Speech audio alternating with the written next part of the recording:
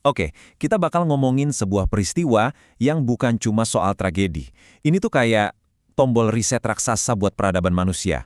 Sebuah wabah yang saking mengerikannya gak cuma membunuh jutaan orang, tapi juga ikut menghancurkan dunia lama dan secara nggak sengaja malah melahirkan dunia modern.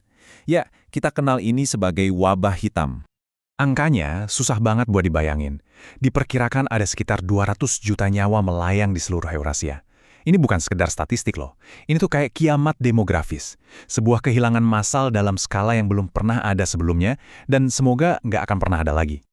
Biar kebayang, coba deh kita bandingin sama zaman sekarang.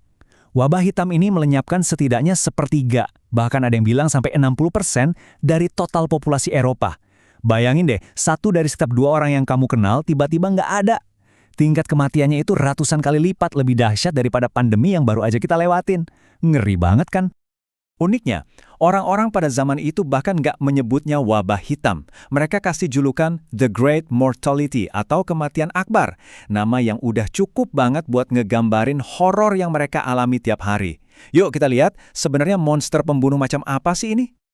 Nah, ini dia biang keroknya, makhluk super kecil bernama bakteri Yersinia pestis. Tentu aja, di abad ke-14 mana ada yang paham soal bakteri. Jadi yang mereka hadapi itu kayak pembunuh gaib yang menyebar tanpa sebab yang jelas. Makanya banyak yang ngira ini tuh hukuman dari Tuhan. Jadi, gimana sih cara kerja rantai kematian ini? Gampangnya gini, bakteri ini tinggalnya nyaman di dalam tubuh tikus di Asia. Terus, ada kutu yang gigit tikus ini. Jadi si kutu ikut terinfeksi.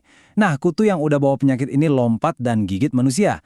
Pas gigit, si kutu ini seolah muntah dan bakteri mematikannya masuk ke aliran darah kita.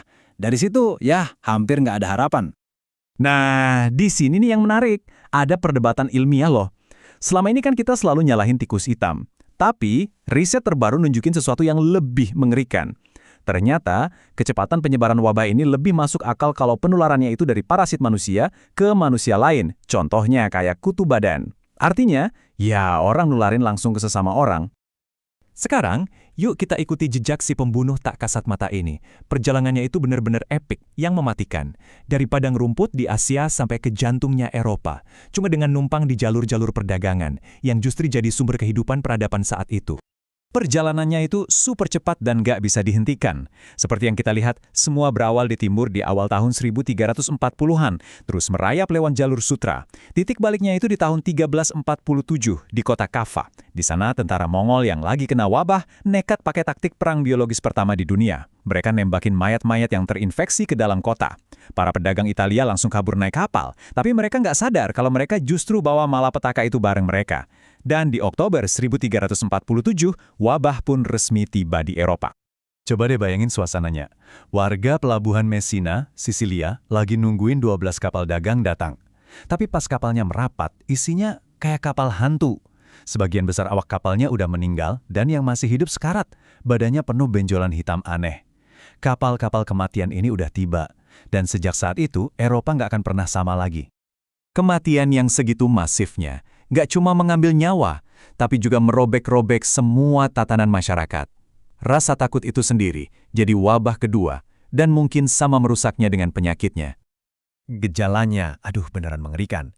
Penderitanya demam tinggi, menggigil, muntah-muntas, tapi yang paling khas itu munculnya bubos, benjolan seukuran telur yang sakitnya luar biasa. Terus muncul bintik-bintik hitam di kulit, itu karena pendarahan di dalam.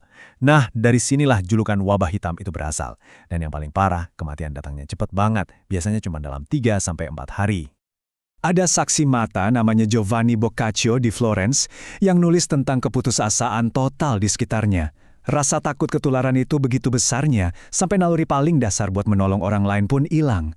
Tetangga ngehindarin tetangga, teman ninggalin teman, semua ikatan sosial hancur. Semuanya benar-benar runtuh. Hukum udah nggak ada artinya lagi. Karena penegak hukumnya juga, kalau nggak sakit, ya udah meninggal. Bahkan ikatan paling sakral, antara orang tua dan anak, sampai putus. Orang tua tega ninggalin anak mereka yang sakit di jalanan, saking takutnya ketularan. Masyarakat benar-benar udah di titik terendah. Nah, karena panik dan nggak ngerti apa-apa, orang-orang mulai cari kambing hitam. Tragisnya, komunitas Yahudi yang jadi sasaran. Mereka dituduh meracuni sumur-sumur buat nyebarin penyakit. Tentu aja, tuduhan ini ngawur, tapi dampaknya mengerikan. Terjadilah pembantaian massal di seluruh Eropa yang nambahin lapisan horor lagi di atas tragedi yang udah ada. Tapi, anehnya di tengah kehancuran total ini, justru benih-benih dunia baru mulai tumbuh. Secara paradoks, kematian massal ini malah memicu perubahan sosial dan ekonomi terbesar dalam hampir 1000 tahun terakhir. Coba lihat deh angka-angka ini. Skala kehancurannya itu hampir nggak masuk akal.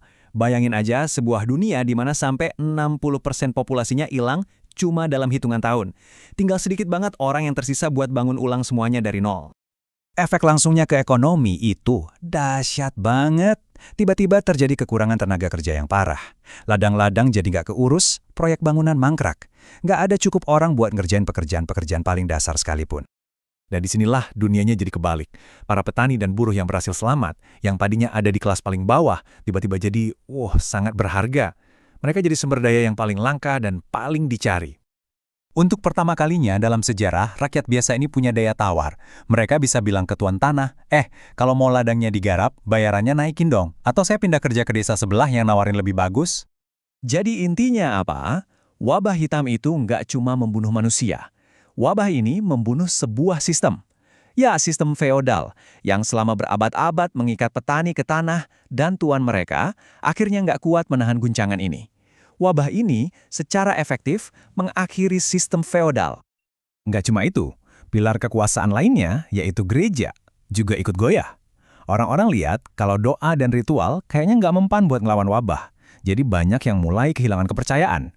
Krisis iman ini justru membuka jalan bagi pemikiran-pemikiran baru yang lebih kritis dan sekuler, pemikiran yang nantinya jadi cikal bakal zaman Renaissance. Jadi, kisah wabah hitam ini jadi pengingat yang kuat banget buat kita, bahwa krisis sebesar apapun bisa jadi pemicu perubahan yang nggak pernah kita bayangkan. Wabah ini memang menghancurkan sebuah dunia, tapi dari abunya lahir dunia yang baru. Ini bikin kita jadi mikir ya, krisis-krisis yang kita hadapi sekarang kira-kira bakal membentuk dunia masa depan kita jadi seperti apa ya?